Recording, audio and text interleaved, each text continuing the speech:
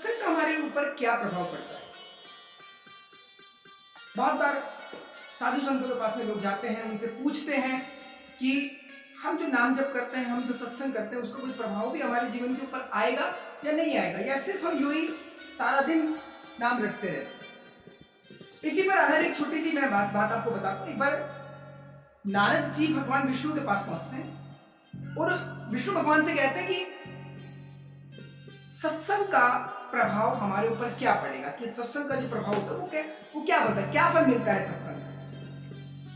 भगवान विष्णु मुस्कुराते हैं और कहते हैं कि एक पेड़ के ऊपर एक गिलहरी है, वो कभी ऊपर जा रही कभी नीचे आ रही। तुम जाओ और उस गिलहरी से पूछना कि सत्संग का प्रभाव क्या है।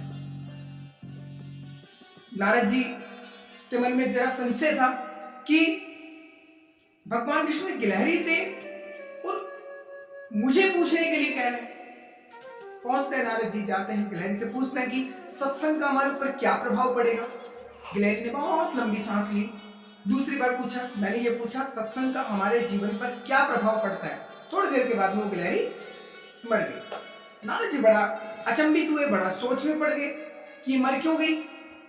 नारद जी वापस जाते हैं भगवान विष्णु के पास में, बोले का प्रभु मैंने गिलहरी से पूछा कि सत्संग का हमारे जीवन पे क्या प्रभाव होगा, कुछ नहीं हुआ, वो तो मर गई।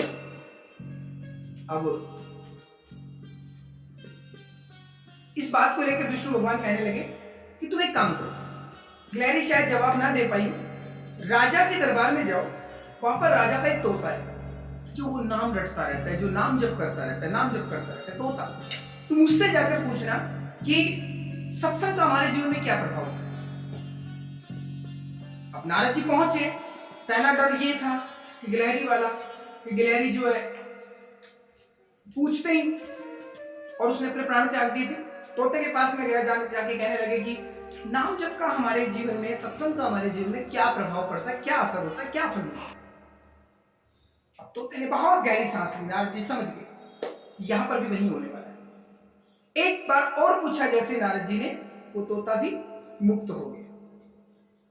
अब नारद जी बहुत डरे से, सहमे से वापस विष्णु भगवान के पास जाते हैं और कहते हैं कि प्रभु आज आपने मुझे को अच्छे संशय में डाल दिया कि मैंने पहले गिलहरी से पूछा तो गिलहरी मर गई, मैंने दोबारा तोते से पूछा तो तोता भी मर गया। ये आखिर है क्या?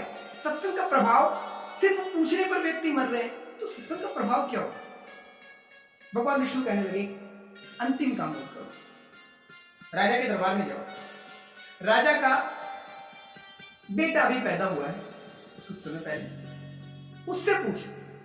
नारद जी के पसीने आ गए से, जैसे ये कहा कि गिलहरी मर गई, उसका कोई पूछने वाला नहीं था, तोता मर गया, उसका कोई पूछने वाला नहीं था, वो क्यों मरा। लेकिन राजा का बेटा यदि मेरे ऐसा पूछने पर अगर उसकी मृत्यु हो गई तो शायद मेरे ऊपर तो प्रसन्न चिन्ह लग जाएगा। लेकिन भगवान विष्णु की बात थी तो जाना पड़ा। नारद जी जाते हैं राजा के मंदिर में, राजा के महल में, और वहां पर जाकर तो बड़ा मान सम्मान किया गया। नारद जी का बहुत सम्मान किया गया, उनको मालाएं पहनाई गई, उनको उनका गुरु जो एक गुरु के जो प्रति जो समर्पण होता है, राजा ने पूरी तरह से वो किया। बोले बहुत शुभ अवसर पर आए हो, कुछ समय पहले ही हमारे एक बेटा पैदा हुआ है, आओ आपको नामकरण भी उसका आपको करना है और उस वो बेटा भी आपका दर्शन कर लेगा। नारद जी के मन ही मन में विचार चल रहे कि दर्शन तो पता नहीं कौन कहां कैसे क्या करेगा, ये तो बाद में पता चलेगा। जब पालने के पास में लेकर गए नारद जी को और उस बच्चे को, तो नारद जी ने चुपके से पूछा, भगवान विष्णु की आज्ञा हुई है कि मैं आपसे ये प्रश्न पूछूं कि सत्संग का हमारे जीवन में, नाम जप का हमारे जीवन में क्या प्रभाव पड़ता है। वो बच्चा मुस्कुराया, मुस्कुराते नारद जी भी मुस्कुराए। चलो यहां पर वो स्थिति नहीं है। अब वो बच्चा कहता है कि देव ऋषि नारद को मेरा सबसे पहले तो प्रणाम। सत्संग का प्रभाव मैं बताता हूं क्या होता है। मैं सबसे पहले जन्म में गिलहरी था, खूब नाम जप करता था, लेकिन जैसे ही मुझे आपके दर्शन हुए, जैसे आप आए मेरे से पूछ रहे के लिए कि सत्संग का क्या प्रभाव होता है, मेरी मृत्यु हो गई। और जो पाप कटने थे मेरे बहुत लंबे समय तक, वो कुछ क्षण में सिर्फ आपके दर्शन से ही हो गए। आपके नारायण नारायण सुनते ही मेरी मुक्ति होगी। अगला जन्म मैंने तोते का था। जब मैं तोता बन के आया तो उस समय पर भी आप पहुंच गए मुझसे ये पूछने के लिए कि सत्संग का हमारे जीवन में क्या प्रभाव है। बस ऐसा पूछते ही वहां पर भी मेरी मुक्ति हो गई। अब ये मेरा तीसरा जन्म हुआ है और ये सत्संग के प्रभाव से ही है कि मैं वो दोनों योनियां कुछ समय पर ही काट कर आ गया और आज मेरा जो जन्म हुआ है वो सत्संग का प्रभाव है। एक राजा के यहाँ पर एक राजकुमार के रूप में मेरा जन्म हुआ है। आने वाले भविष्य का मैं ही राजा रहूंगा। ये सिर्फ और सिर्फ सत्संग का प्रभाव है।